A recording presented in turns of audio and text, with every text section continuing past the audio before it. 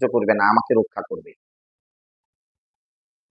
যুধিষ্ঠির কতটা সৎ, কেন তার নামটা যুধিষ্ঠির হলো? যুধিষ্ঠির কেন নামটা হলো? যিনি যুদ্ধেও স্থির থাকতে পারেন। চোখের সামনে অনেক বড় অঘটন ঘটে যাওয়া চোখে দেখেও তিনি স্থির থাকতে পারেন, তাই তার নাম যুধিষ্ঠির। এবং থাকলেন কিনা দেখুন, তাদের বিবাহিতা পত্নীকে প্রকাশ্য রাজ দরবারে নিয়ে এসে তার বস্ত্র কেড়ে নেওয়া হচ্ছে চোখের সামনে। যুধিষ্ঠির বাধা দিতে পারলেন না। ভীম শুধু দাদার মুখের দিকে একবার দেখছে, ওইদিকে একবার দেখছে। যদি দাদা একবার বলে যে ভীম দেখো তো একবার, তাহলে উঠে পড়ে লেগে যাবে। দাদা বসে আছে, দেখুন কতগুলো জায়গা আমাদেরকে দেখতে হবে। বড় দাদা বসে আছে আসনে, সে কিছু বলেনি, সুতরাং আমার কিছু করতে যাওয়া এখানে উচিত হবে না। আমরা কি করি? দাদা থাকো, ওইসব মানি না। কি দাদাকে আমরা মর্যাদা দিই? দেখুন ভীম গদা নিয়ে বসে আছে, ইচ্ছে করলেই এখনই সকলের মাথাগুলো চুনো করে দিতে পারতো। দুঃশাসনের কতটা ক্ষমতা আছে, ও একবার ধরলে ওর এখনই ঠান্ডা করে দিতে পারতো, কিন্তু দাদা কিছু বলেনি। দাদা বসে আছে, দাদার মুখের দিকে বারবার দেখছে, যদি দাদার মুখ থেকে একটা কিছু বেড়ায় না। যুধিষ্ঠিরের মুখ থেকে কোনো প্রতিবাদের ভাষা বেরোলো না। অন্যায় ভাবে দ্রৌপদী যখন দেখলো যে আমার শ্বশুর মশাই বাধা দিল না, আমার স্বামীরা বসে আছে, তাদের চোখের সামনে এত বড় অঘটন একটা ঘটে যাচ্ছে, তারাও বাধা দিল না, কিন্তু আমি মেনে নিই কি করে? দ্রৌপদী চেষ্টা করেছিলেন এক হাত দিয়ে, তার যখন শরীরের অঙ্গের বস্ত্র টেনে নিচ্ছে, বুকের উপরে সেই বস্ত্রটাকে ধরে হাত চেপে মধুসূদন রক্ষা করো, রক্ষা করো।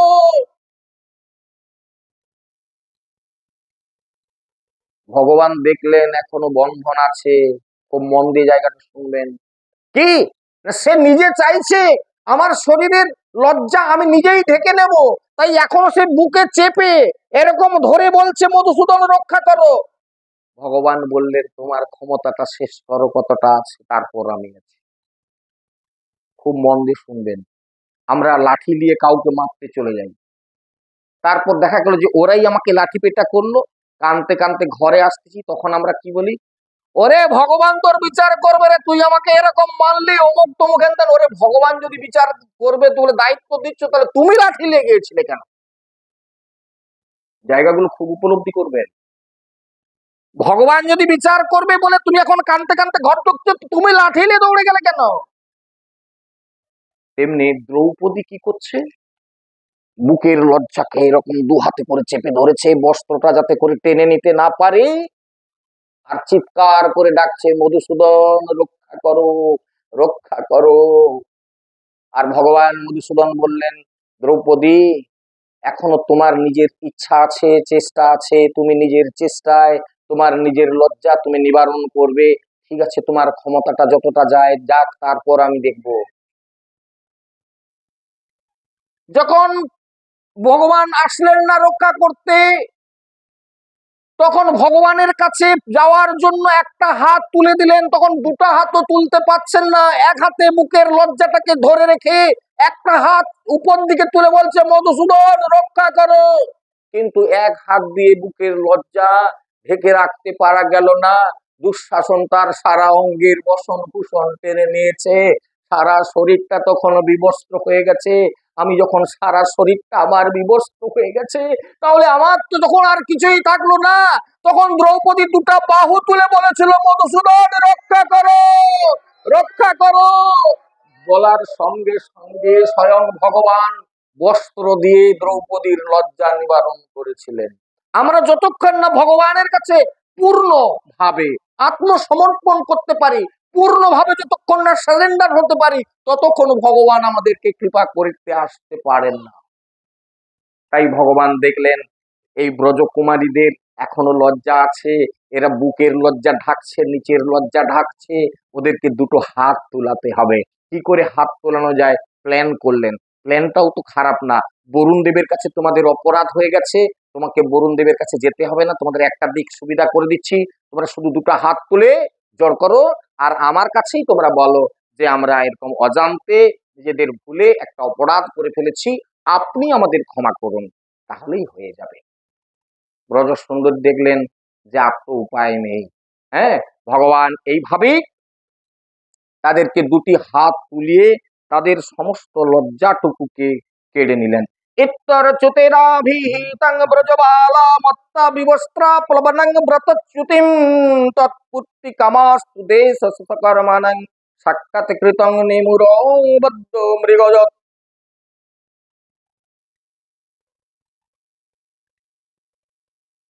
এরপর ভগবান কি করলেন, ঠিক আছে ঠিক আছে, এবার তোমরা হাত নাও, এই নাও, যে যার বস্ত্র, কার কোনটা, এবার নাও নাও।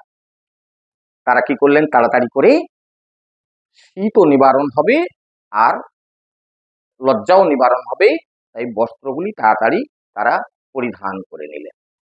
এবং বস্ত্র পরিধান করেই নিলেন তো বটেই, কিন্তু প্রিয়তমের সেই মিলনের প্রতীক্ষায় তারা বহিরঙ্গে সজ্জিতা হয়ে কি প্রিয়জনের সঙ্গে মিলিত হওয়ার সময় একটা সুন্দর সাজসজ্জায় সাজে না ব্রজ সুন্দরীগণ, তখন সেই বস্ত্র অলঙ্কারে সুসজ্জিত হয়ে তার সেই প্রিয়তমের সঙ্গে মিলনের প্রতীক্ষায় তারা নিচুর দিকে মুখ করে দাঁড়িয়ে রইলেন সেইখানে। সেই অন্তরতমের সঙ্গে সম্ভোগের অসীম আনন্দের অনুভূতির দ্বারাই তারা সজ্জিতা ছিলেন। আর তাই তো বস্ত্র ফিরে পেলেও তাদের চিত্তটা চুরি হয়ে গিয়েছিল কৃষ্ণের কাছে, তাই সেখান থেকে তাদের চলে যাওয়ার ক্ষমতা ছিল না। তাই তারা কেবল সলজ্জলয়নে দৃষ্টি ফিরে ফিরেই পড়েছিল সেই বসন চোখটার দিকেই। এদিকে তাসাং বিজ্ঞায় ভগবান সপাদ স্পর্শ কাম্ময়া ধৃতব্রতানাং সংকল্প মাহুদামোদরহ বলা। যিনি ভক্ত বৎসল্যতার কারণে উলুখলের বন্ধন স্বীকার করে নিয়েছিলেন মায়ের কাছে, সেই কৃষ্ণ, সেই ভগবান দামোদরের কথা অজানা ছিল না যে তার চরণ কমল স্পর্শের কামনাতেই এই ব্রজ ললনাগণ নিষ্ঠা ভরে ব্রত পালন করেছে, সেই সংকল্পে তারা অবিচল রয়েছে। তাই তিনি তাদেরকে কিছু কথা বললেন। তিনি তো বুঝতে পেরেছিলেন তাদের মনের কথাটা, তাদের ব্রতের কথাটা। আজ ব্রত ভঙ্গের দিনে তাদের এই জলে স্নান করার কথা, জল কেলির কথা সব তো তার অজানা নয় কোনোটাই। তাই তিনি তাদেরকে উদ্দেশ্য করে বললেন, সাধ্বী কুমারীগণ, শোনো শোনো, আমার পূজা করাই যে তোমাদের সংকল্প সেটা আমি জানি, আর আমি তা অনুমোদনও করেছি। তোমাদের এই অভিলাষ সফল হবে, সত্য হবে, তোমাদের সংকল্প অবশ্যই আমি নেব। তোমাদের পূজা যারা আমাতেই চিত্ত নিবিষ্ট করে, ভগবানের প্রতি ঐকান্তিক ভাবে যারা চিত্ত নিবিষ্ট করে, ভগবান তাদেরকে কোনোদিন ফেলে দিতে পারে না। ভগবান তাদের পুজো অবশ্যই গ্রহণ করেন, তাদের ইচ্ছা অবশ্য অবশ্য পূর্ণ করেন।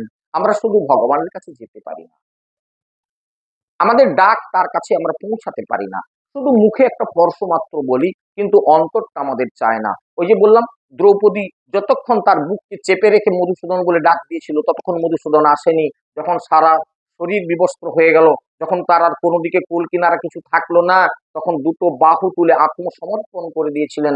তখন কিন্তু ভগবান আর একটু দেরি করেননি, এসে তার শরীরে বস্ত্র দিয়ে তার অঙ্গ নিবারণ করে, তার লজ্জা নিবারণ করেছিলেন ভগবান কৃষ্ণ। সুতরাং ঠিক তেমনি ভাবে ভক্তদের হৃদয়ের যে আহ্বান, সেই আহ্বান ভগবানের কাছে একটু পৌঁছে গেলেই হলো, তিনি সবকিছু ছেড়ে দৌড়ে আসেন। সুতরাং হে অবলাগণ, এক কাজ করো, তোমরা এখন ব্রজে ফিরে যাও, তোমাদের সাধনা সিদ্ধ হয়েছে, আমি তোমাদেরকে মঞ্জুর করলাম। আগামী শারদ রজনীগুলিতে তোমরা আমার সঙ্গে বিহার করবে। হে সতীবৃন্দ, তোমরা তো এই উদ্দেশ্যেই কাত্যায়নীর পূজা করেছিলে তথা ব্রতের আচরণে প্রবৃত্ত হয়েছিলে, তো তোমরা এখন ব্রজে ফিরে যাও, আগামী শারদ রজনীতে তোমাদের ইচ্ছা পূর্ণ করব, এই কথা দিয়েছিলেন। ইত্যদিষ্ট্বা ভগবতা লব্ধ কামা কুমারিকা ধ্যানস্তে অস্ত্যত পদম ভোজং কৃচ্ছন্নিবির বিসুরব্রজম। হে মহারাজ পরীক্ষিত, ভগবানের এই আদেশ প্রাপ্ত হয়ে সেই কুমারীগণ তার চরণ কমলের ধ্যান করতে করতে প্রিয়তমের সান্নিধ্য ত্যাগ করে যেতে তাদের ইচ্ছে না থাকলেও তথাপি অতীব কষ্টে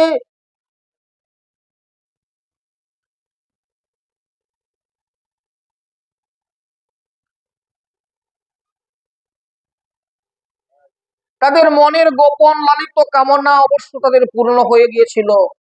এখন তারা পূর্ণ মনোরথ হয়ে তারা ব্রজে ফিরে গেলেন। কেটে গেছে অনেক দিন, আবার সেই শরৎকাল এসে গেছে। যে শরৎকালে আমরা যে শ্লোকটি প্রথমে দিয়ে শুরু করেছিলাম, ভগবান পিতা রাত্রি শারদোৎফুল্ল মল্লিকা বৃক্ষরস্তুং মনশ্চক্রে যোগ মায়ামুপাশ্রিত। ভগবান আজকে সুন্দর একটি রাত্রি দেখে, এই সুন্দর রাত্রিটা কেমন, কিভাবে তিনি দর্শন করলেন, একটু ইতিহাস আপনাদের কাছে তুলে দিই, তা নাহলে ধরতে পারবেন না। ভগবান কৃষ্ণ তখন নিত্য নিত্য গোচারণে যাচ্ছেন, গোচারণ থেকে ফিরে এসেছেন খুবই ক্লান্ত শ্রান্ত শরীরে। পড়ন্ত বেলায় আহারাদি করে, মা যত্ন করে আহারাদি করিয়ে কৃষ্ণকে বিশ্রামে দিয়েছেন। কোথায়? নন্দ মহারাজার খোলা বারান্দায়। বারান্দা, বারান্দা বোঝেন তো? বারান্দায়। যে দিনটার কথা আমরা উল্লেখ করছি, শারদোৎপল্ল মল্লিকা, শরৎকালের একটা জ্যোৎস্না রাত্রি। জ্যোৎস্না রাত্রি বলতে আমরা পূর্ণ জ্যোৎস্না যেটাকে বুঝি, সেটা পূর্ণিমার রাত্রি, শারদোৎপল্ল মল্লিকা। আচ্ছা, পূর্ণিমার দিন চাঁদটা ওঠে কখন? খুব খেয়াল করবেন জায়গাটা। সন্ধ্যের পর কিন্তু চাঁদের উদয় হয়। চাঁদটা যখন ওঠে তখন কিন্তু তার কিরণটা আমরা পূর্ণভাবে পাই না। সংসারটা পরিষ্কার দেখায় বটে, কিন্তু গাছের আড়ালে তার কিরণটা ঢাকা পড়ে যায়। খুব খেয়াল করুন, আস্তে আস্তে উপলব্ধি করুন। চাঁদ উঠতেছে কিন্তু গাছের আড়ালে সেটা ঘেরা পড়ে যাচ্ছে, তার কিরণটা আমরা কিন্তু পাচ্ছি না। আরেকটু যখন উঠলো, সন্ধ্যে 7টা, চাঁদ ঠিক এরকম উঠলো, গাছের ফাঁক দিয়ে তখন ঝিকিমিক ঝিকিমিক করছে। আরেকটু যখন উপরে উঠলো, রাত্রিটা 7:30, মোটামুটি এরকম একটা অনুমান দিচ্ছি আমি বোঝার জন্য। আরেকটু উপরে উঠেছে, তখন অনেকটা কিরণ আসছে বটে, একটা মৃদুমন্দ সমীরণে গাছগুলো দুলছে হালকা, যে কারণবশত ওই কিরণটা পূর্ণভাবে না এসে ঝিকমিক ঝিকমিক করছে। খুব মন দিয়ে মনন করতে থাকবেন, না হলে কিন্তু ছাড়া হয়ে যাবেন, বুঝতে পারবেন না। ভগবান কৃষ্ণ নন্দ মহারাজার বারান্দায় ঘুমিয়েছিলেন। এইবার একটু আপনাদের কথা বলি।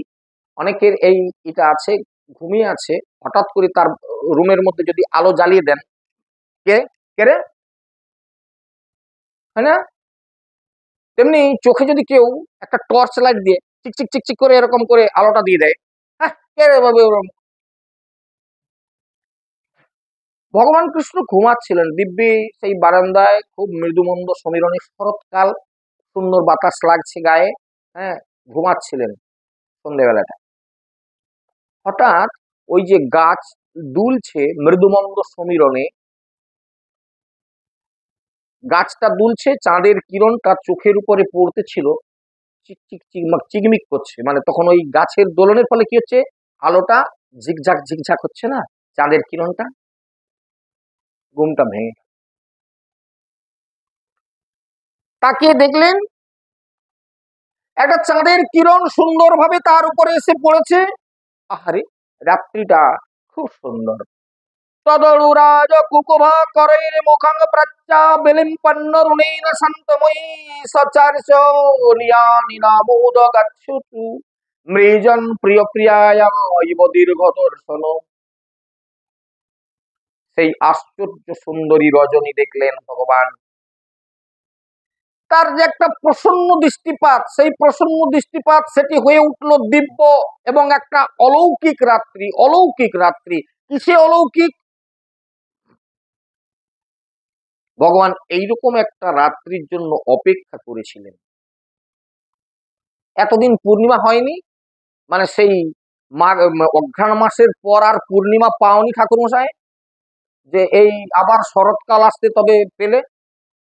দেখুন, বর্ষাকালের একটা পূর্ণিমার দিন দেখা যায় যে বাসর সারতেও যেতে পারা যায়নি, বৃষ্টি হচ্ছে, খালি ছাতা মাথায় দিয়ে কোনো রকম। তার মানে কি, চাঁদ যে পূর্ণভাবে শোভা বিস্তার করে সেটা হয় না, মানুষের মনে আনন্দ হয় না। শরৎ রজনীতে যখন নয় গরম নয় শীত, এরকম একটা শারদীয় অবস্থায় হালকা মৃদুমন্দ সমীরণ বইছে, সেই সময় যদি একটা পূর্ণ চন্দ্র আকাশে ওঠে, তার মধ্যে যে একটা হৃদয়ের বিকাশ ঘটে, ঠিক তখন যেন রাত্রিতে ঘুমোতে ইচ্ছে হয় না, একটু খোলা বারান্দায় ঘুরি, ছাদের উপর ঘুরি, সেই ছাদের উপরে বসে বসে আমার প্রিয়জনকে একটু স্মরণ করি, মনে হয় না এরকম?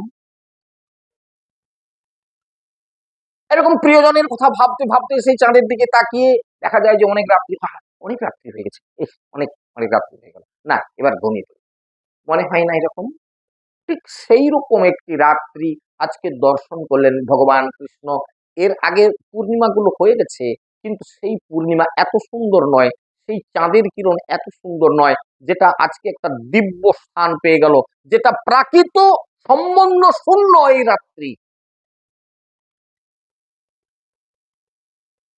ভগবানের সংকল্প এবং যোগমায়া কর্তৃক তা পূরণের উদ্যোগ, সুতরাং সমগ্র প্রকৃতি যে অনুকূল করবে তার বেশি কথা আর বলবো কি। হ্যাঁ,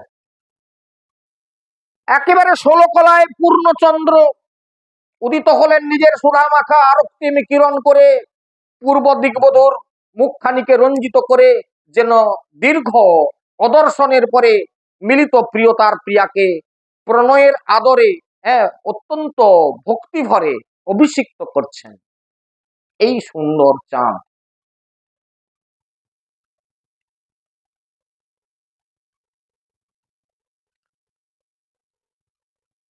সেই নবোদিত অখণ্ড মণ্ডল পূর্ণিমা তিথির চন্দ্রের বরণ ছিল নব কুমকুমের মতো। চাঁদটা যখন সন্ধ্যেবেলা উঠে দেখবেন সে কুমকুমের মতো একেবারে রাঙা।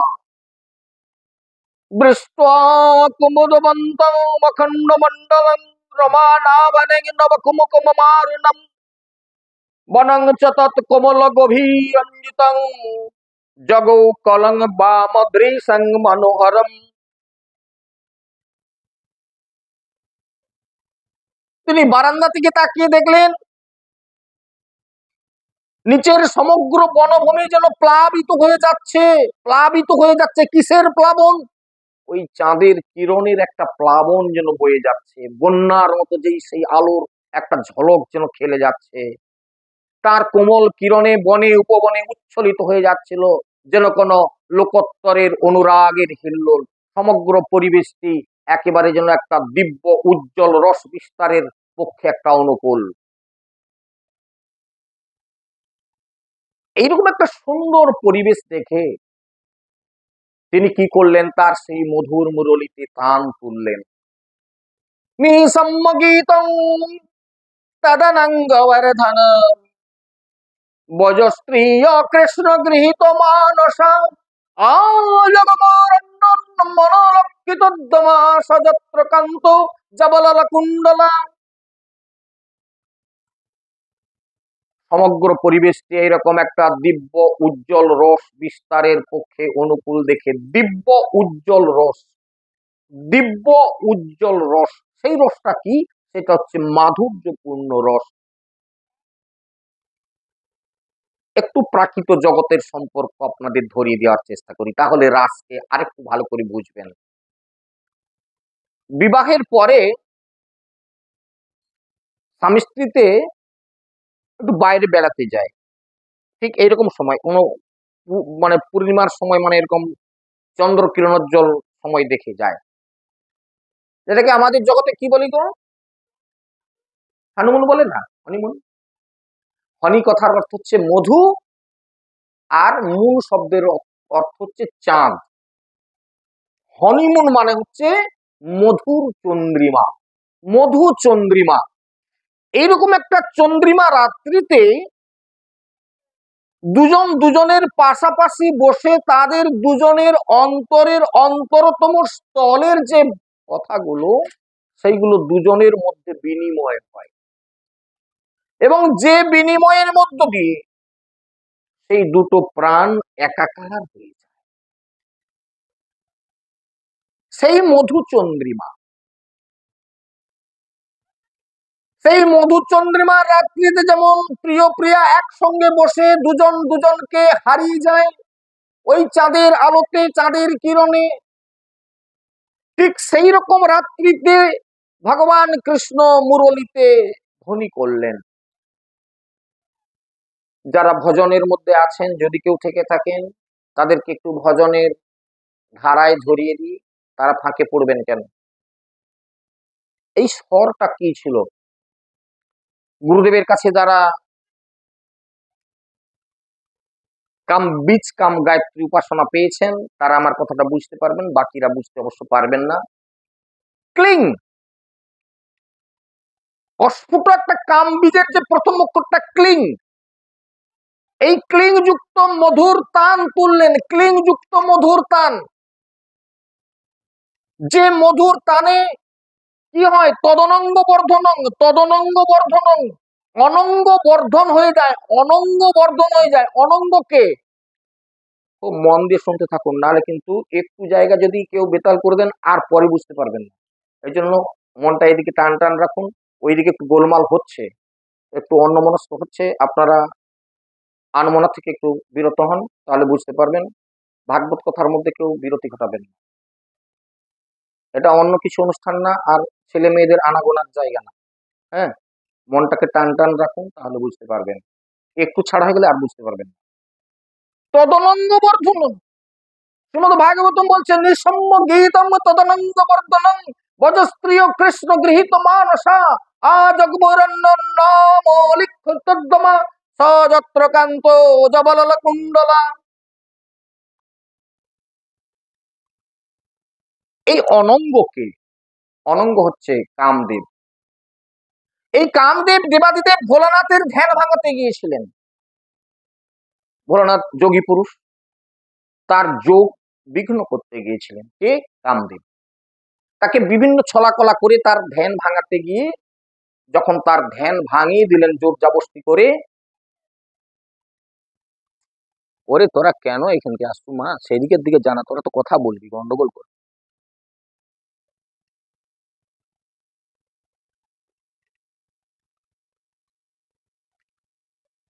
এই অনঙ্গ তাহলে কি? যখন দেবাদিদেব ভোলানাথের কপালে একটা চক্ষু আছে, আপনারা জানেন, ত্রিনয়ন, ওই দিব্য চক্ষু থেকে তখন অগ্নিস্ফুলিঙ্গ বেরোতে লাগলো, ক্রোধে অন্ধ হয়ে গেলেন। কে আমার ধ্যান ভাঙাতে আসলো? ওই কামদেব কি হলো না, ওই আগুনে একেবারে ভস্মীভূত হয়ে, কামদেব তখন তার দেহ নষ্ট হয়ে গেল, দেহ হারালো। ভগবানের কাছে তখন নত বদনে গিয়ে বলছে, প্রভু আমি কোথায় যাব, আমার দেহ তো পুড়িয়ে দিল, আমার দেহ ভস্ম করে দিল, আমি কোথায় যাব, কোথায় গেলে স্থান পাবো, আমি কি করে থাকবো এই পৃথিবীতে? খুব মন দিবেন। ভগবান বললেন, তুমি মানুষের হৃদয়ে চলে যাও। হৃদয়ের মধ্যে আশ্রয় নিলেন কে? ওই কামদেব। তাই তো একটি পুরুষ একটি নারীকে দেখলে তার প্রতি কামনার ভাব জন্মে, একটি নারী একটি সুন্দর যুবককে দেখলে তার মধ্যে তদনঙ্গ বর্ধনম, সেই অনঙ্গ তখন উত্তেজিত হয়ে যায়, সেই কামাঙ্গ তখন উত্তেজিত হয়ে যায়।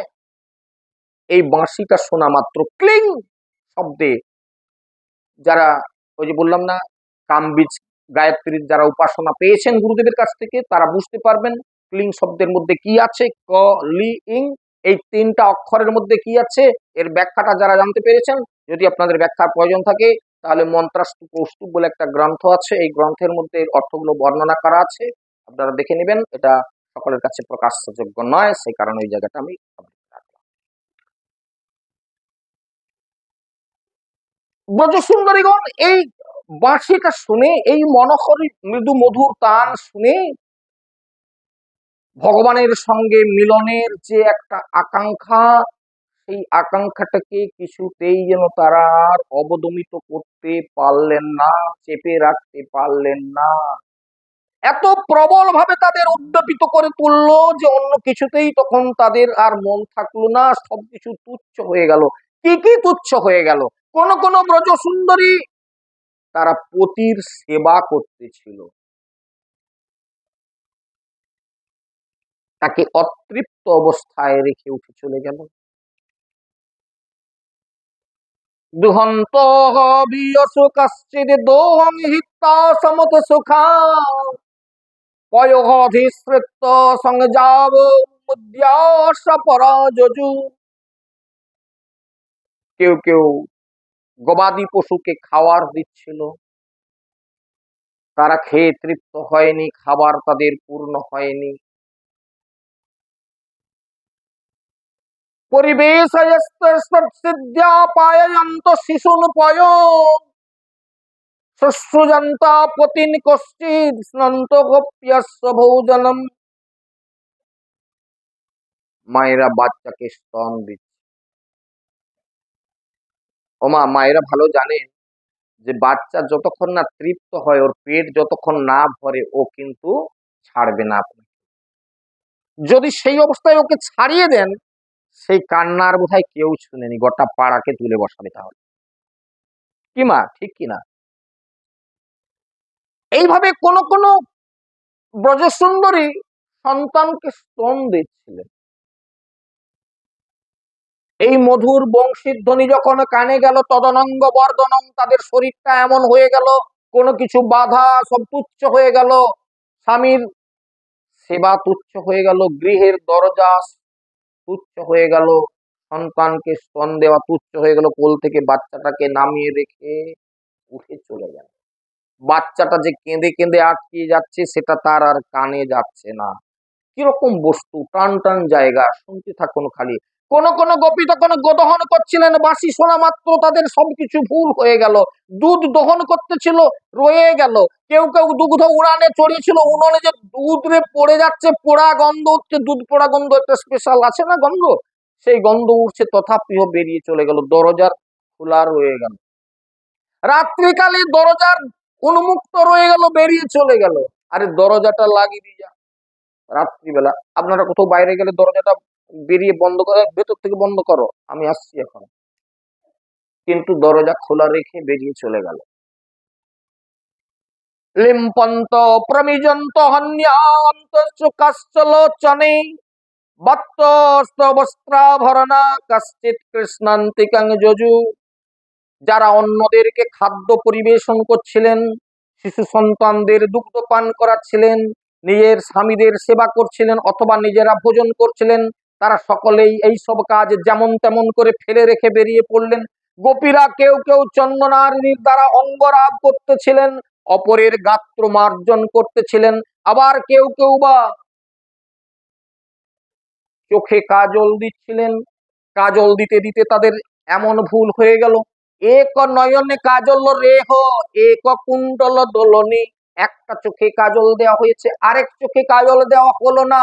কানের কুণ্ডল পরতে পরতে একটা দুলানা হলো, এক কানে পরা হলো না।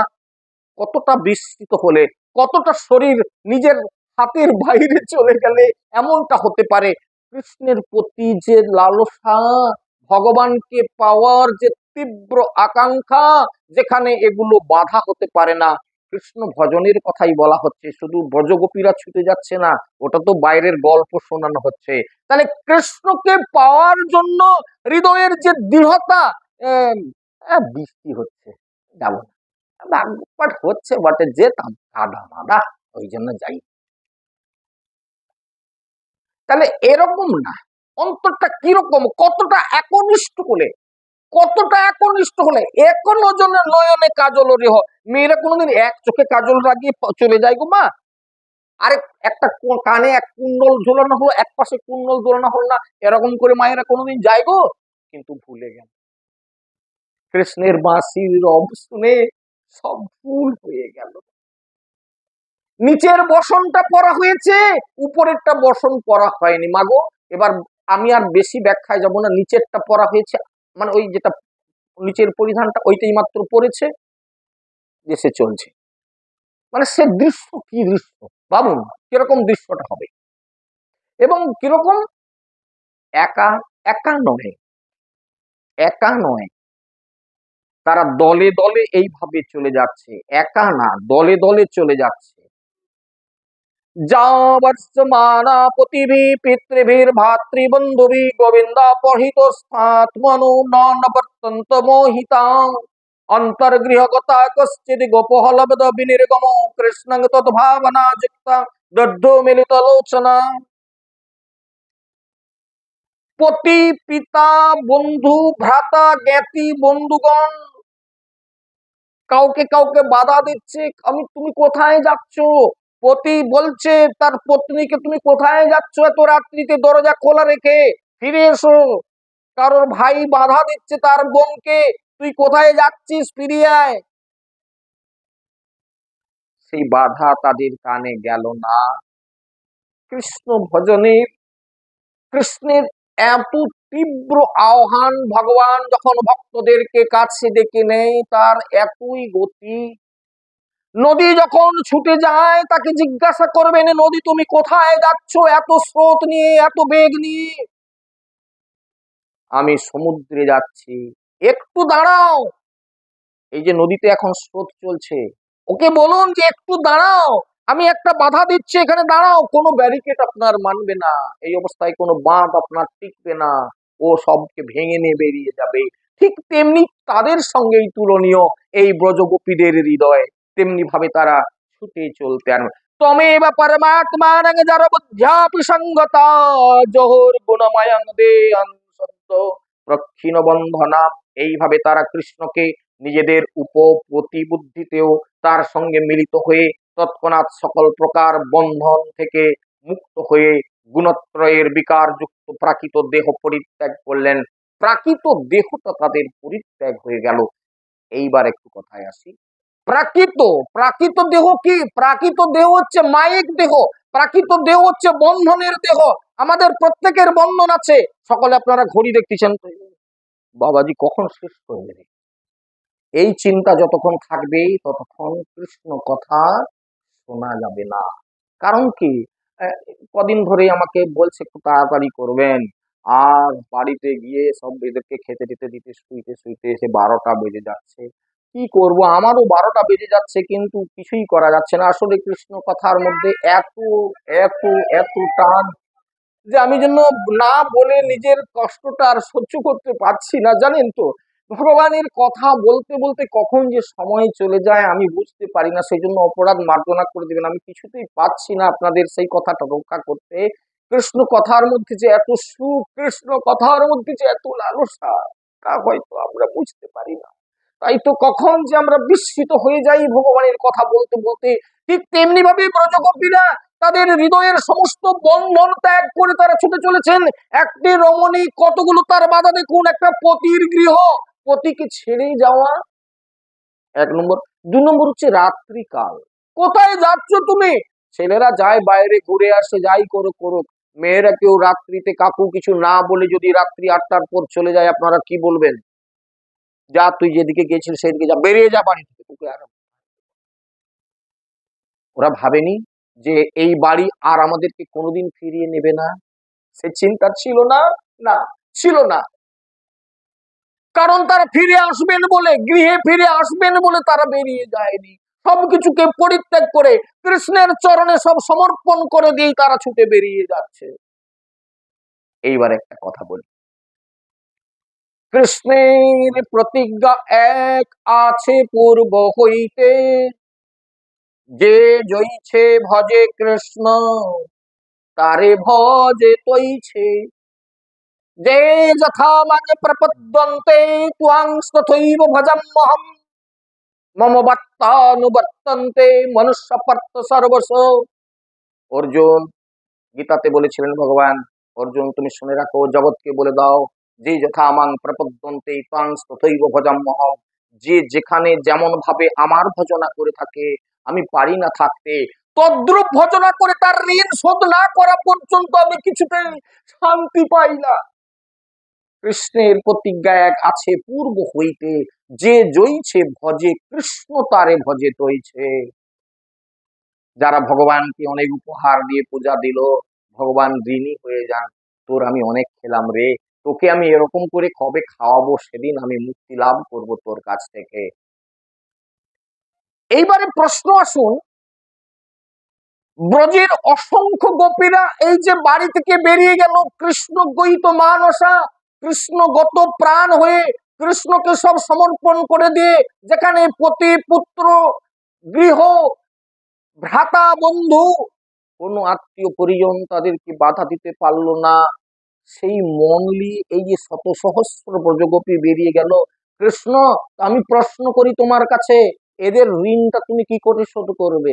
একটা নারীর তুমি এই পরিত্যাগের যে ঋণ, সেটা তুমি সইতে পরিশোধ করতে পারবে না সারা জীবনে, তাহলে এদের ঋণ শোধ করতে হবে কি করে শোধ হবে?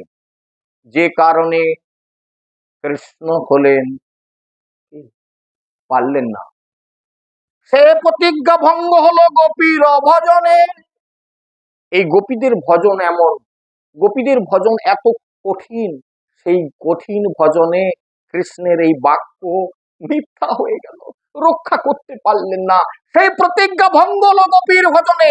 সে কারণে ঋণী হলেন আমাদের কৃষ্ণ গোপীদের সামনে, ঋণী হয়ে গেলেন। ব্রজগোপীগণ, তোমাদের যে পরিত্যাগ করে আমার কাছে দৌড়ে আসা, তোমাদের যে আত্মসমর্পণ, এই আত্মসমর্পণের পেছনে আমি তোমাদেরকে দেওয়ার মতো আমার আর কিছু নাই, আমি নিঃস্ব হয়ে গেলাম। আমি সর্বস্ব দিয়েও, তিনি জগতের সর্বময় কর্তা হয়েও, যিনি চতুর্দশ ভুবনের মালিক হয়েও তিনি ঋণী হয়ে গেলেন।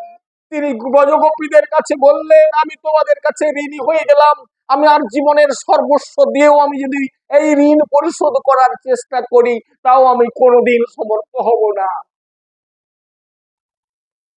কি অদ্ভুত একটা জায়গা! কামং ক্রোধং ভয়ং স্নেহমৈক্যং সৌহৃদমেব চ নিত্যং হরৌ বিদদতে যন্তি তন্মতাং হিতে। শুধু তার সঙ্গে সম্বন্ধটা স্থাপিত হওয়াটাই দরকার, তা যে কোনো ভাবে আশ্রয় করে হোক না কেন, হতে পারে কাম কিংবা ক্রোধ, ভয় অথবা স্নেহ, ঐক্য কিংবা সৌহার্দ্য, যে কোনো ভাবকে ধরে, যে কোনো উপায়কে ধরে নিজের বৃত্তি সমূহ নিত্য নিরন্তর তার সঙ্গে যুক্ত থাকলেই হলো। ভগবানের সঙ্গেই যদি এরকম কেউ যুক্ত হয়ে যায় কামনার বশে, কৃষ্ণ আমি তোমাকেই ভালোবাসি, তুমি আমাকে স্ত্রীত্বে বরণ করে নাও, এটা মাধুর্য প্রেমে যে কেউ আজকে করতে পারেন। মায়েরা, আপনারা যদি কেউ মনে করেন তুমিই আমার স্বামী, তোমাকেই আমি স্বামীত্বে বরণ করেছি, তোমাকে ছাড়া আমি কাউকে জানি না। কোন মা যদি কৃষ্ণকে করে নিয়ে বলে, গোপাল তুমি আমার ছেলে, এই জগতের আমি কোনো ছেলে চাই না, তুমি আমার ছেলে হয়ে থাকো, আমি তোমার সেবা করব, আমি তোমার যত্ন করব, যেভাবেই হোক না কেন অন্তরটা শুধু কৃষ্ণগত হয়ে গেল। শুধু তাই না, আমি যদি পারি, দেখছি আগামীকাল যদি এই কৃষ্ণের আবির্ভাবের যে সব থেকে মূল কারণ কংসকে নিধন করা, সেই কংস কি করেছিল?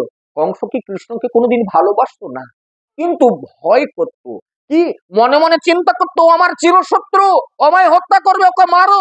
বিভিন্ন ভাবে প্রত্যেকদিন প্ল্যান করছে যে ওকে কাকে দিয়ে মারাবো, একে পাঠাচ্ছে, ও দেখলো যে ও বিফল হয়ে গেল, তাকে পাঠাচ্ছে, ও বিফল হয়ে গেল, আবার কাকে পাঠাবো, ও দেখছে। তাহলে কি সবসময় চিন্তা হচ্ছে কৃষ্ণকে কি করে সরিয়ে দেওয়া যায়, এই চিন্তা থেকেও হবে। শুধু তার সঙ্গে সম্বন্ধটা হলে হলো, ভালোবাসার দ্বারা হতে পারে, ক্রোধের দ্বারা হতে পারে, শত্রু বিবেচনা করার দ্বারা হতে পারে, যে কোনো ভাবেই তার সঙ্গে শুধু সংযোগটা দরকার। সেটা প্রীতির বন্ধন হতে পারে, সেটা ক্রোধের বন্ধন হতে পারে, সেটা কামের বন্ধন হতে পারে, যে কোনো বন্ধনই হোক না কেন বৃত্তি সমূহ নিত্য নিরন্তর যেন তার সঙ্গে যুক্ত থাকে। ভগবানের সঙ্গে তো সংযোগ হয়ে যাচ্ছে, ফলে বৃত্তিগুলি কি হয় না, ভগবান মুখী হয়ে যায়, বৃত্তিগুলো ভগবান মুখী হয়ে যায়। স্রোতটা এখন নেমে যাচ্ছে নিচের দিকে, খুব জোর টান, এই স্রোতে যা কিছু পড়ুক না কেন, এখন একটা বাঁশ কাঠ বিভিন্ন ওই যে দেখুন পানা ভেসে আসছে না, সব টানা হয়ে চলে যাচ্ছে। হ্যাঁ, তাহলে ভগবানমুখী, শুধু ভগবানমুখী হলেই হলো, ওতে পড়ে গেলেই হলো, চলে যাচ্ছে, আর সেই জীব ভগবানের সঙ্গে তন্ময়তা লাভ করছে। হে মহারাজ পরীক্ষিত, সুখদেব ঋষিপাদ এতক্ষণে বলছেন তুমি পরম ভাগবত, ভগবত তত্ত্বের রহস্য সম্পর্কে তুমি অনভিজ্ঞ নও, হ্যাঁ, এবং ভগবান শ্রীকৃষ্ণের বিষয়ে এই ধরনের সংশয় তোমার মনে উদিত হওয়া উচিত নয়। সেই জন্ম রহিত যোগেশ্বরগণের ঈশ্বর ভগবান কৃষ্ণের পক্ষে এইসব কি আশ্চর্যজনক ব্যাপার নয়? কিন্তু সার কথাটা কি না, তার সংকল্প মাত্র, গুরু সংকেত মাত্র চরাচর সমগ্র জগতের মুক্তি ঘটতে পারে। ছেড়ে দেন। এবার ভগবান দেখলেন কি, যে ব্রজভূমির সেই মূর্তিমতী মাধুর্য রূপা ব্রজ সুন্দরীগণ তার কাছে এসে উপস্থিত হয়ে গেছে, দলে দলে চারদিক থেকে এসে উপস্থিত হয়েছে। এই উপস্থিত হওয়ার পর তিনি একটু বাকচাতুরালি করলেন, বাণী পটুতা। তদৃষ্টান্তিকতমায়া ভগবানে ব্রজযোষিত ভববদবদতাং শ্রেষ্ঠ বাচ পশৈর বিমোহয়ং। বাণী কৌশল করে তাদের বিমোহিত করতে লাগলেন, কিছু কথা বলতে লাগলেন। কেননা তার মতো বক্তা তো এই পৃথিবীতে আর কেউ নেই। তিনি যে সর্ব ঐশ্বর্যের পূর্ণ, তার মতো এত সুন্দর চাতুরালি আর তো কেউ করতে পারে না। স্বয়ং বাগদেবী যে তার বশীভূতা, বাগদেবী যে সবসময় তার কণ্ঠ লক না, তাই তো তিনি সমস্ত বিষয়ে একেবারে পরিপূর্ণ। সেই ভগবান কি বললেন, ব্রজ সুন্দরীরা যখন দলে দলে তাকে ঘিরে ধরেছে, সেই গভীর জঙ্গলের মধ্যে যেখান থেকে তিনি মুরলীর ধ্বনি করছিলেন সেইখানে এসে গেছেন। ভগবান কি সুন্দর বাক চাতুরালি জানেন। স্বাগতং ভৌ মহাভাগা প্রিয়ং কিং করবানিব ব্রজস্যানাময়ং কশ্চিদ্বৃতাগমন কারণম রজন্যসা ঘোর রূপা ঘোর সত্য নিষেবিতা প্রতিজাত ব্রজং নেহ স্থেয়ং স্ত্রীভি সুমধ্যমা। হে মহাভাগ্যবতী ব্রজ গোপাঙ্গনাগণ, স্বাগত, স্বাগত, সুস্বাগত তোমাদের। বলো তোমাদের কোন প্রিয় কাজ করে তোমাদেরকে প্রসন্ন করতে পারি। তা শোনো শোনো, ব্রজের সকলে কুশলে আছে তো? আহ তা এই রাত্রিতে তোমাদের এখানে আসার কারণ কি? কিরকম বাকচাতুরালি দেখো, সবাই ভালো আছো তো? এই রাত্রিতে তোমাদের আসার কারণ কি? সঙ্গে সঙ্গে ভুল চেঞ্জ হয়ে যাচ্ছে, একটা কথার মধ্যেই সঙ্গে সঙ্গে ভুল চেঞ্জ। এখন রাত্রিকাল, এমনিতে রাত্রিটা একটু ভয়ের সময়, তাছাড়া হিংস্র জন্তু জানোয়ারেরা এই সময় বনের মধ্যে ঘুরে বেড়াচ্ছে চারদিকে। সুতরাং হে সুন্দরীগণ, তোমাদের পক্ষে এখানে অবস্থান করা একেবারেই উচিত হবে না। শোনো শোনো, তোমরা তাড়াতাড়ি ব্রজে ফিরে যাও। একটা জায়গা হলো, একটা ছাড়া এই সময় তোমাদেরকে ঘরের মধ্যে না দেখতে পেয়ে তোমার কারোর স্বামী, কারোর মা বাবা, কারোর ভ্রাতা ভগ্নী তারা খোঁজাখুঁজি করছে। যাও যাও, তোমরা যে যার গৃহে ফিরে যাও। সঙ্গে সঙ্গে আবার ভুল চেঞ্জ করে দিচ্ছে, কিরকম দেখুন। মাতর পিতর পুত্রা ভাতর পতশ্চ বিচিন্নন্তি অপসন্ত মা কিড্যাং বন্ধু সাধ্যবম। হ্যাঁ, তোমরা যেটা বলেছো সেটা ঠিক। কি, আজকে বনের শোভাটা সত্যি অপূর্ব হয়েছে। কি সুন্দর চাঁদ উঠেছে, মৃদুমন্দ সমীরণ, খুব সুন্দর। আর কুমুদ ফুলের গন্ধ ভেসে আসছে, খুব সুন্দর। সেদিক থেকে তোমরা যে এই ঘর ছেড়ে বেরিয়ে পড়েছো সেটা ঠিকই আছে। কেননা এত সুন্দর একটা রাত্রি, সেই রাত্রিটাকে তোমরা যে উপভোগ করার জন্য বেরিয়ে পড়েছো, খুবই ভালো হয়েছে। তার উপর আজ পূর্ণিমা রাত্রি, পূর্ণ মণ্ডলে চন্দ্রদেব কি সুন্দর কিরণ দিয়ে যাচ্ছেন এবং সারা বনভূমিকে যেন প্লাবিত করে নিয়ে যাচ্ছে। বই আসছে ধীর ও সমীরে যমুনা কতিরে সেই ভাষাটা, কাঁপছে সেই জ্যোৎস্না বিধৌত তরুরাজির পল্লব। এই অলৌকিক সৌন্দর্যের থেকে চেয়ে সত্যি যেন আশা মিটতে চায় না। তবু বলি, প্রকৃতির এই শোভা দেখা হলো, আমার সঙ্গে দেখা হলো, এবার তোমরা ফিরে যাও, ব্রজে ফিরে যাও, আর দেরি করো না। তোমরা কুলবতী সতী সাধ্বী রমণী গৃহে গিয়ে পতির সেবা করো। এই পর্যন্ত বলে এবার একটু আমরা প্রাকৃত জগতে আপনাদের টেনে নিয়ে যাই আবার। কেননা প্রাকৃত জগতের উদাহরণ নিয়ে আমরা একবার ওখানে প্রবেশ করব, আবারও ফিরে এসে এখান থেকে কিছু নিয়ে যাব আবার। এবার বলি, তোমরা ব্রজে ফিরে যাও, তোমাদের সঙ্গে দেখা হলো, রাত্রিটার বেশ সৌন্দর্য তোমাদেরও দর্শন হলো, ভালো লাগলো, তোমরা ফিরে যাও। তোমরা গৃহে গিয়ে তোমরা সতীসাধ্বী রমণী পতির সেবা করো। পৃথিবীতে যত কিছু নিয়ম, যত কিছু বৈদিক সিদ্ধান্ত, যত কিছু যম সাধন নিয়ম ব্রত, এই যে ব্রত আজকে মায়েরা এখানে দেখলাম প্রচুর মায়েরা সব এই মঙ্গল সংক্রান্তির বার ব্রত করেছেন। আমি যদিও হয়তো জানি না, একজন কেউ উত্তর দেবেন আমার কথাটার, কি পাবেন? অনেকেই তো ব্রত করছে, আছেন এখানে উপস্থিত অনেক আছে, কেউ কেউ বলবেন একটু, কোনো মা একটু বললে ভালো, আমার শুনতে ভালো লাগবে, একটু বলবেন কি উদ্দেশ্য আমার আপনার? যারা উদ্দেশ্য জানে না তাদের ব্রত বৃথা। এবার বলবেন তো, বলুন কি উদ্দেশ্য নিয়ে ব্রত করছেন? কথাটা মিথ্যা না, আমি জানি উদ্দেশ্যহীন কাজ এগুলো। একটা নৌকার গতিপথ কোন দিকে যাবে ও হালওয়ালা যদি না জানে তাহলে সে নৌকা চালাবে কি করে? আপনারা কি চাচ্ছেন? ওই মঙ্গলচণ্ডীর কাছে কি চাইলেন? শুধু মুধু দুপুর পর্যন্ত না খেয়ে বামুন ঠাকুরকে নিয়ে হজবজ কি বকাবো। উত্তর দেন, একজন উত্তর দেন, কি কিসের জন্য আসছিলেন? দুপুর পর্যন্ত ব্রত করে সব অনেক মায়েদেরকে দেখলাম থালা হাতে করে করে কি নিয়ে যাচ্ছে, সব পূজার প্রসাদ কি চাইলেন? তার মানে উদ্দেশ্য ঠিক নাই। এগুলো হচ্ছে উদ্দেশ্যহীন কাজ। উদ্দেশ্যহীন কাজ কোনোদিন সফল হয় না। কি চান আপনি? আপনি তো সেটাই বলতে পারলেন না, কি চাচ্ছেন? আর আমি আপনাদেরকে যে কথাটা বলছি সেটা হচ্ছে এই স্বয়ং ভগবানের শরণাপন্ন হওয়া। যা চাইলে আপনার কোনো অভাব আর থাকবে না। অভাব কথাটাকে ব্যাখ্যা করলে কি দাঁড়ায় সেটা কি জানা আছে? ব্যাস বাক্যটা কি হবে? অভাব। কেউ বলবেন অভাবের ব্যাস বাক্য কি? ভাবের অভাব। অভাব কথাটার ব্যাস বাক্য হচ্ছে ভাবের অভাব। কার সঙ্গে ভাবের অভাব? ভগবানের সঙ্গে ভাবের অভাব, ভগবানকে ভালোবাসার অভাব। তা যেখানে ভগবানকে ভালোবাসার অভাব থেকে গেল সেখানে আর কে আপনার কি দেবে? দেবার মালিক যে, তার সঙ্গে ভালোবাসা হলো না, তার সঙ্গে দেখা হলো না, ভাবের অভাব রয়ে গেল, জগতের মানুষ অভাবী থেকে গেল, মঙ্গলচণ্ডীর বার করলো আর ঘর চলে গেল। কেউ আপনাদেরকে দুঃখ দেওয়ার জন্য বলিনি, আপনাদের কাজ বৃথা হয়ে গেছে বলিনি, বলিনি, কিন্তু আপনাদের মনে দুঃখ দিতে চাই না। কিন্তু আপনাদের উদ্দেশ্য কিছু নাই, কোনো উদ্দেশ্য নাই। কেউ বলুন তাহলে, দাঁড়িয়ে এখনো বলছি বলুন। নাই, কেউ উত্তর দেবেন না।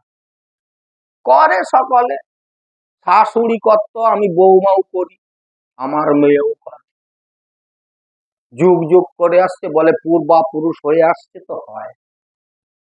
এই কথাগুলো এবার একটু বন্ধ করার চেষ্টা করুন।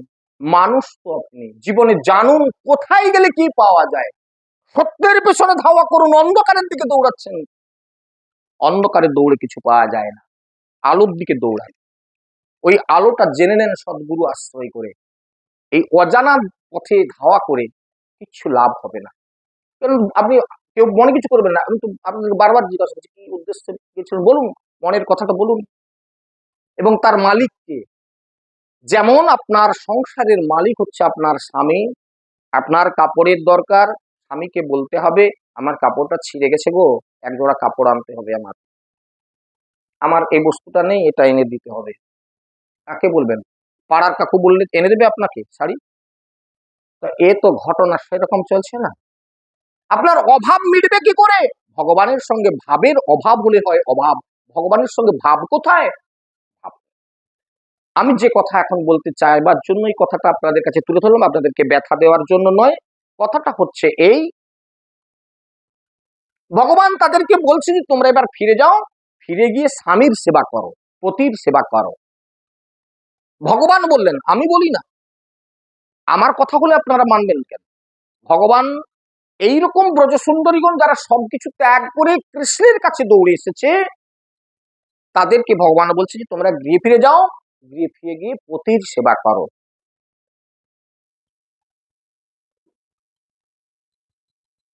পতি সেবা করলে কি পাওয়া যায়? তুমি যে স্টেজে আছো সেই স্টেজে থেকে তুমি কাজ করো। তুমি প্রতিব্রতা সতী রমণী, এই গৃহের রমণী তুমি। এখন এমনটা হয়নি তো যে ওই মঙ্গল চণ্ডী করতে গিয়ে আপনার স্বামী টাইম মতো খেতে পায়নি?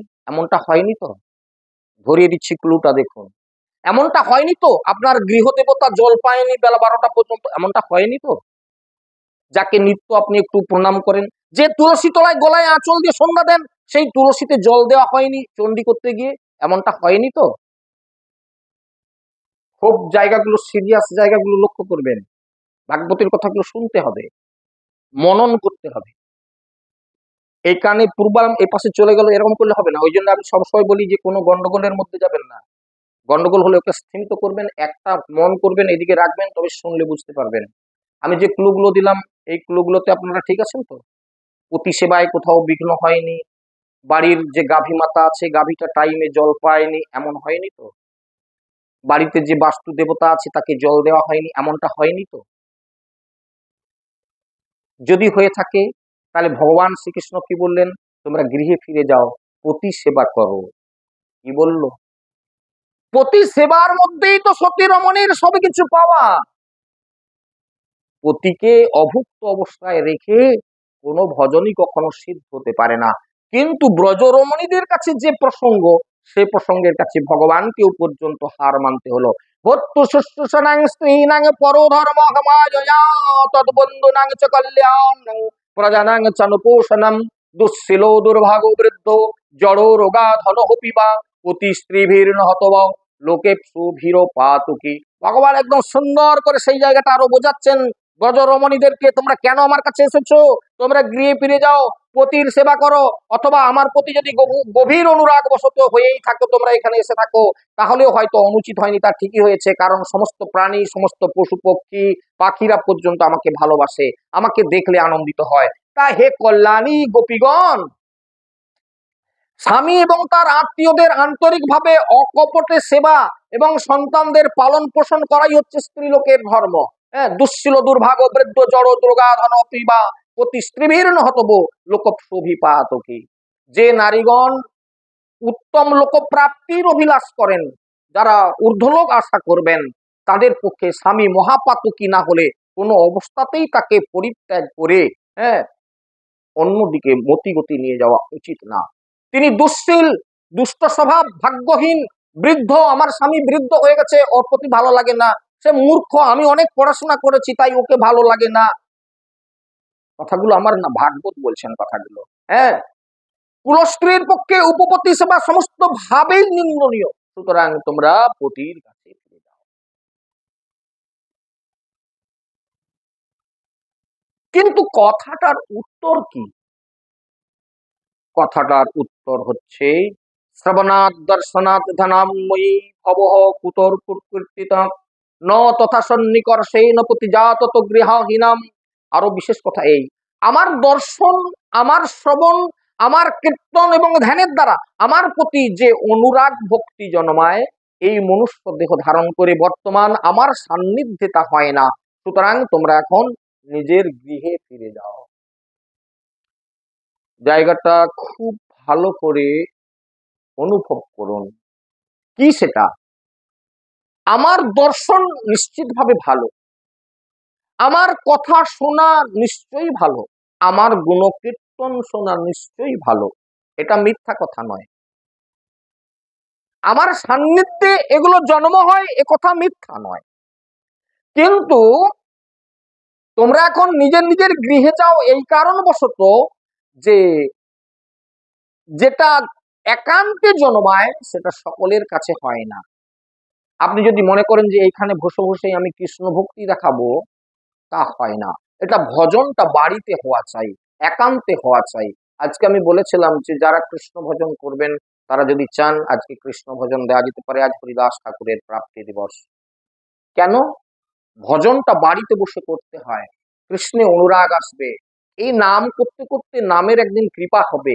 যাকে আপনি দিন দিন ধরে ডাকেন নাম ধরে, সে একদিন না একদিন আপনার দিকে পিছন থেকে তাকাতে বাধ্য।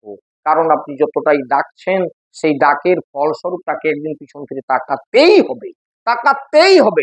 সুতরাং যারা হরিনাম করছেন নিত্য, তারা কোনোদিন বিফল হবেন না, এ কথা কখনো মিথ্যা না। ইচ্ছায় অনিচ্ছায় চাপে পড়ে যে একবার কৃষ্ণ নাম করে সেও পর্যন্ত সফল হয়ে যায়। সুখদেব ঋষিপাদ বললেন, ইতি বিপ্রিয় মান কর্ণ গোপ্য গোবিন্দ ভাষিতম বিষণ্ণ ভগ্ন সংকল্পশ্চিন্তমাপুরদুরত্যম। এই মহারাজ পরীক্ষিত, ভগবান গোবিন্দের এই মর্মভেদী অপ্রিয় বচন গোপীদের কাছে মর্মভেদী অপ্রিয় হলো কেন? কারণ হচ্ছে তারা তো ভগবানকে ভালোবাসার জন্যই চলে এসেছে, গৃহের শৃঙ্খল উন্মোচন করে তারা গৃহে আর ফিরে যাবেন না বলেই তো চলে এসেছেন।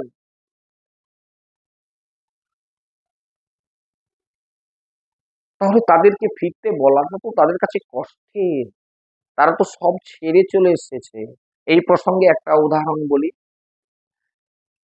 বাজার একটা গান বাজে শুনতে পাই, আমার ঠিক এই সময় আমি বলতে পারছি না, যে সমুদ্রে এসে নদী যদি বলে যে আমি ফিরে যাব, তা কি কখনো হয় গো? সমুদ্রে পড়ে গিয়ে নদী যদি বলে ফিরে যাব, তা যেমন সঠিক নয়। কত নদী, অসংখ্য নদী বয়ে যাচ্ছে, ওই নদীকে প্রশ্ন করলে কি উত্তর দেবে? নদী তুমি কোথায় যাচ্ছ? সমুদ্রে। সমুদ্রকে জিজ্ঞাসা করবেন, সমুদ্র তুমি কোন কোন নদীর জল নিয়ে এত ফুসফিত হয়ে উঠেছ? সমুদ্র তার কোনো উত্তর দেবে না। এই হচ্ছে পরমাত্মার সাগর। এই পরমাত্মার সঙ্গে যার মিলন ঘটে গেছে, এই পরমাত্মার সঙ্গে যার ভালোবাসা হয়ে গেছে, তার সেপারেট এই সংসারে তার আর কোনো ঐতিহ্য থাকে না। এই কংসাবতীতে কত জল বয়ে যাচ্ছে, যে জলটা সাগরে যে পড়ে গেল, ওইটাকে জিজ্ঞাসা করবেন যে সাগর, এই যে কংসাবতীতে যে জলগুলো এসেছে ওই জলগুলো আমাকে ফেরত দাও। কোনোদিন সম্ভব না। গঙ্গার যে জলগুলো নিয়েছো ওই জলগুলো ফেরত দাও, না, কোনোদিন সম্ভব নয়। যমুনার যে জলগুলো নিয়েছো তুমি ফেরত দাও, কোনোদিন সম্ভব নয়। এই হচ্ছে পরমাত্মা সাগর। ভগবান হচ্ছে সেই পরমাত্মা রূপী সাগর, যেখানে পৌঁছে গেলে সেখান থেকে আর ফেরা যায় না, সেখান থেকে আর নিজের অস্তিত্বকে খুঁজে পাওয়া যায় না। ব্রজগোপীরাজ সেই পরমাত্মা রূপ সাগরে মগ্ন হয়ে গেছেন, সেখান থেকে আর ফিরে যাওয়া যায় না। কৃষ্ণ ব্রজ গোপীগণ নিচের দিকে মুখ করে দাঁড়িয়ে আছে, তাদেরকে স্বামীর কাছে আবার ফিরে যেতে যখন বলছেন, সুখদেব ঋষিপাদ বলছেন ভগবান গোবিন্দের এই মর্মভেদী অপ্রিয় বচন কেন তাদের কাছে অপ্রিয় মনে হয়েছে? কৃষ্ণ, তোমাকে ভালোবেসেই তো তোমার কাছে চলে এসেছি, তোমাকে ভালোবাসার জন্যই তো স্বামীকে ছেড়েছি, তোমাকে ভালোবাসার জন্য সংসার ত্যাগ করেছি, তোমাকে ভালোবাসার জন্য আমি সন্তান ত্যাগ করেছি, তোমাকে ভালোবাসার জন্য গৃহের দরজা খুলে রেখে দিয়ে চলে এসেছি, সেখানে আর ফিরে গেলে সেই সংসার আমাদের নেবে না। আপনাদের কাছে একটা প্রশ্ন করি, যে মেয়েটা সন্ধ্যা 8টায় বাড়ি থেকে বেরিয়ে গেল দরজা খুলে রেখে দিয়ে, ওই মেয়েটা যদি রাত্রি 1টার সময় এসে ঘরে ঢুকতে চায়, কোন গৃহের পুরুষ মানুষ তাকে ঘরে ঢুকতে দেবেন বলুন তো? হাত তুলে বলবেন। না, তা যেমন হয় না, ব্রজ সুন্দরীগণ আজ সবকিছু পরিত্যাগ করে দিয়ে চলে গেছে, সেখান থেকে আর কোনোদিন ফিরে আসা সম্ভব হবে না।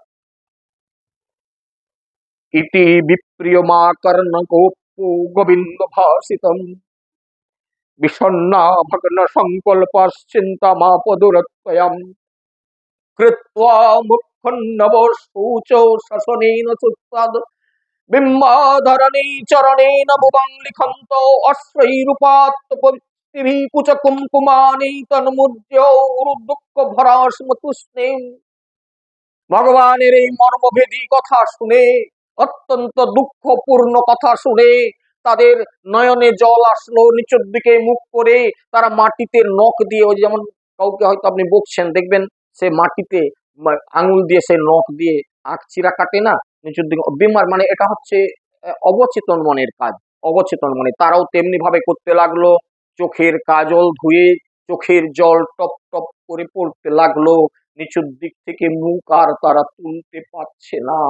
কৃষ্ণং প্রিয়তরমিব প্রতিভাসমানং কৃষ্ণং তদর্থ বিনির্তীত সর্বকাম নেত্রে বিমিজ্জরুদিত উপহতে স্ম কিঞ্চিত সংরব্য গদগদ গিরয়ঃ বৃতা।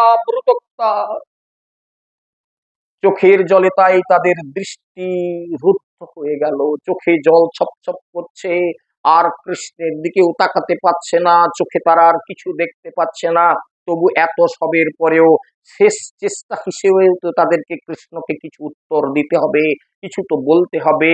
কিন্তু ফিরে যাওয়ার জন্য তো তারা আসেনি, সে পথ তো তারা স্বেচ্ছায় বন্ধ করে দিয়ে এসেছে।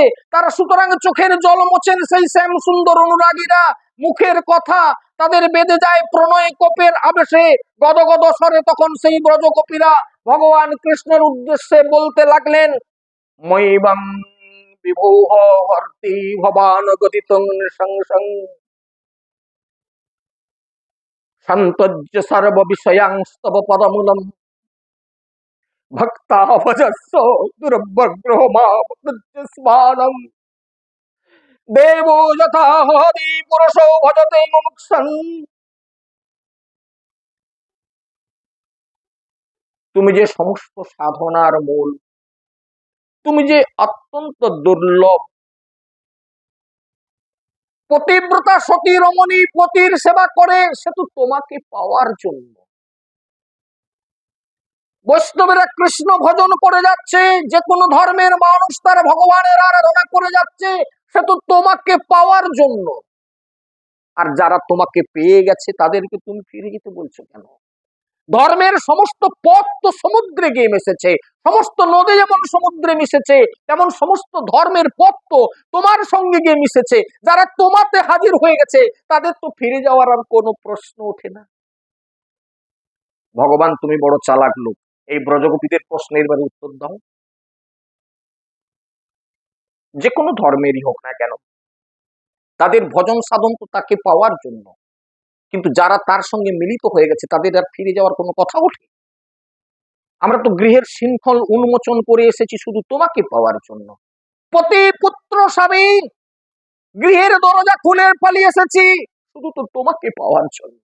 সেই তোমাকে তো আমরা পেয়ে গেছি, এখান থেকে ফিরে যাওয়ার আর কোনো প্রশ্নই ওঠে না। ফিরে যাওয়ার কথা তুমি আমাদের বলছো কেন?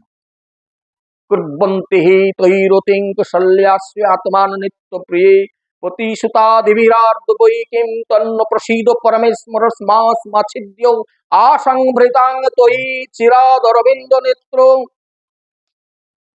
তারা গভীর ভাবে তাদের মনের কথা ভগবানের কাছে ব্যক্ত করতে লাগলেন। অনেক কথা, সে কথা বলার তো আমার সময় নেই, সৌভাগ্য নেই, তাই আমার সে সৌভাগ্য হলো না।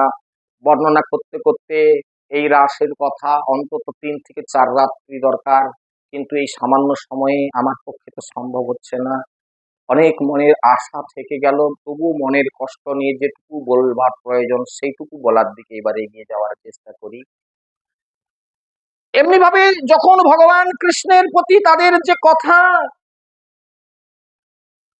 লোকাতীতের যে আহ্বান, যার কাছে সে পৌঁছেছে তাকে বাঁধবে কোন লোকাচার? আমাদের লোকাচার গুলো কি আমাদেরকে বেঁধে রাখে বন্ধনে? ওরে বাড়িতে স্বামী আছে ফিরে যা, ও কথা আমার উপরেও। আপনার যদি প্রশ্ন করেন বাবাজি তুমি এখানে রাত্রে থেকে যাও না, না বাড়িতে আছে, স্ত্রী আছে, পতি পুত্র আছে, কন্যা আছে, ঠাকুর সেবা আছে, আমার থাকলে হবে না, কাল সকালে আবার আসবো, ফিরে যাই। প্রত্যেকেই একই কথা বলবেন, এখানে শুয়ে পড়ো না, রাত্রিটা কেটে যাক না, আবার কৃষ্ণ কথা হবে কাল। বলে না কালকে আবার আসবো, আজকে ফিরে যাই। সবাই একই কথা বলবে। তাহলে কি আমাদের লোকাত্ম একটা আছে, লোক একটা আছে, সমাজ একটা আছে, সংসার একটা আছে, তার বন্ধন আছে। সেই বন্ধনে আমাদেরকে নিয়ম মেনে চলতে হয়। আমার বাড়ির লোক কি বলবে? ভাগবত পাঠ শুনতে গেলে সে তো 10:30টায় শেষ হয়ে গেছে, তুমি এত রাত্রে কোথা ছিলে? বলবে না? আপনি যদি রাত্রি 1:30টার সময় যান আপনার স্বামী বলবে না 10টার সময় বাবাজি ঘর চলে গেল, তুমি এই রাত 1:30টা পর্যন্ত কোথা ছিলে? বলবে না? তাহলে কি এটা আমাদের বন্ধন, একটা নিয়ম, এই নিয়মের মধ্যে আমাদেরকে চলতে হয়, এই নিয়মেই আমাদেরকে এখানে শেষ করতে হবে, এই নিয়মেই আমাদেরকে বাড়িতে ফিরে যেতে হবে। তেমনি তুমিও এই ব্রজভূমির সমস্ত ভয় সকল দুঃখ হরণের জন্যই জন্ম নিয়েছো, আর আমরা এই বিষয়ে অজস্র প্রমাণও পেয়েছি।